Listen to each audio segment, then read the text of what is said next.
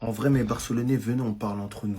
Sur un terrain de football, rares sont les choses qu'on peut imputer à Lamine Yamal pour le critiquer. Mais s'il y a bien une chose qui revient encore et encore, c'est ses frasques en dehors des terrains. Et ce, depuis qu'il est surmédiatisé. Là, par exemple, cette vidéo-là, pour moi, c'est juste ajouter de l'huile sur le feu pour rien. Lamine Yamal sait qu'il est au balcon. Il sait qu'il est surmédiatisé, qu'il y a des paparazzis. Tout en sachant que les paparazzis sont là aussi pour sa copine, les gars. C'est pas n'importe qui. On parle d'une artiste qui a 17 millions d'auditeurs par mois sur Spotify. Il va au balcon avec sa copine et il montre littéralement qu'il n'est plus un petit garçon en soi. Et il le sait, il le fait en pleine âme et conscience. Parce que là, il y a cette photo où il rodave les paparazzis. Il leur sourit carrément. Il sait qu'il est filmé, il sait que ça va sortir dans la presse. Et il en joue. S'il y a bien une chose à amputer à Lamine Yamal, c'est qu'il est le footballeur le plus authentique du monde. Mais en soi, est-ce que être authentique, c'est exposer tout ce qui pourrait faire parler au monde entier tout le temps?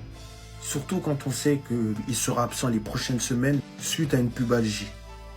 Franchement, dites-moi ce que vous en pensez de tout ça, parce que moi, j'adore la personnalité de Lamine Yamal. Et c'est le joueur que j'ai attendu toute ma vie.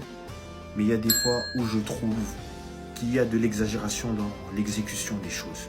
C'était Jorginho do Brasil, et dites-moi ce que vous pensez de tout ça. Bah.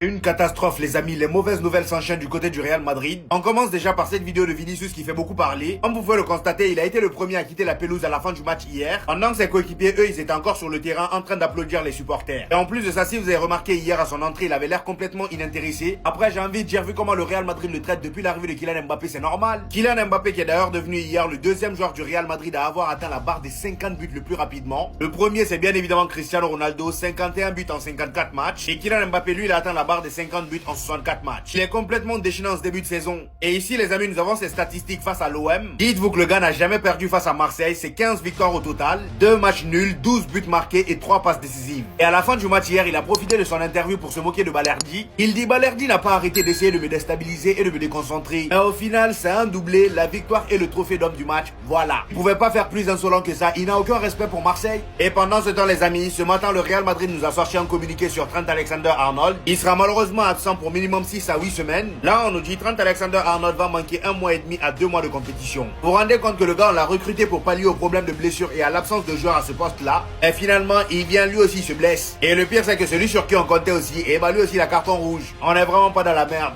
Des fois, je me demande si ce ne serait pas mieux de mettre la CAN tous les 4 ans afin de la rendre plus prestigieuse. La mettre tous les 4 ans, ce serait bien dans le sens où il y aurait ce sentiment de rareté déjà.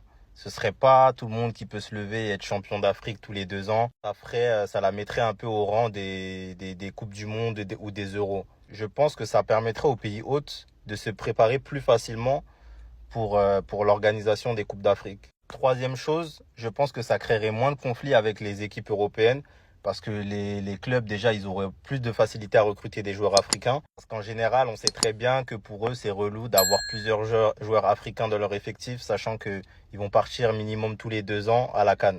Maintenant, dans les arguments contre, je pense que ce serait une perte de visibilité pour le football africain, parce que la CAN, ça reste quand même une vitrine. C'est un gros événement, ça fait parler.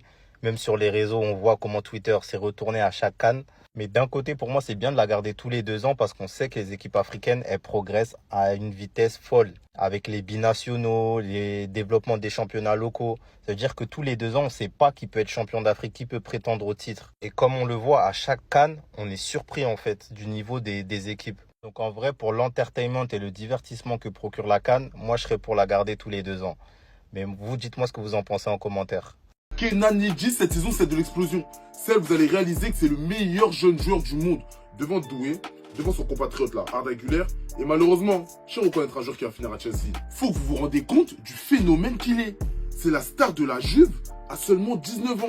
Et le début de saison qu'il est en train de faire, il est parti pour tout arracher. J'ai pas peur de le dire, Yildiz c'est l'un des meilleurs ailiers gauche du monde. Mais il n'avait pas assez de battage médiatique pour que tout le monde réalise. Mais avec le début de saison qu'il est en train de faire, il met de la lumière. 6 GA en 4 matchs avec un banger le week-end dernier. Et pareil hier, bijou en lucarne et ça en LDC. Pendant qu'Arda Güler, lui, était en train de prendre une bouse face à l'OM. Et encore une fois, c'est lui le plus gros crack turc, buteur, passeur. Et la plupart du temps, c'est pas des vieux buts, Kenan Yildiz, il respire trop le football. Avec la saison qu'il s'apprête à faire, ça m'étonnerait que la Juve puisse encore le conserver. Ça, c'est le genre de joueur, El Barça, on devrait trop positionner sur lui.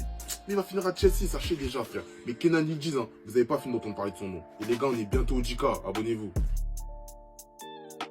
On sait tous qu'actuellement, Mudryk, il est banni du foot. Il peut plus jouer. Et pourtant, ça l'empêche pas de jouer un football très offensif, les frères. Et surtout qu'il joue un très bon football. Et sur ce point, je peux pas le critiquer. Parce que guettez, Georgine John, je crois que c'est une actrice qui fait un peu de musique. On peut voir un commentaire de Mikhailo Mudryk. Carrément, il met « Les gars, devrais-je essayer ?» Je sais pas de quoi il parle, mais je pense savoir. Puis après, voilà, le temps, il passe. Mudryk, qui nous sort une petite story, qui identifie justement cette Georgine Jones. Et c'est là où il est fort. Il dit « Rencontrons-nous à Paris. » Comme de par hasard, j'ai 2 tickets pour Disneyland. Comme de par hasard. Mais le pire dans tout ça, c'est que son football, il a marché. La joueuse d'en face, elle est réceptive. Elle contrôle le ballon, elle renvoie. Et elle balance cette story, les frères. Une photo d'elle dans l'avion, la localisation Los Angeles, direction Paris. Et après, elle remet une story, arrivée à Paris. Et en plus, je veux pas être parano, je veux pas inventer quelque chose, mais je pense que ce message-là, il est pas pour rien.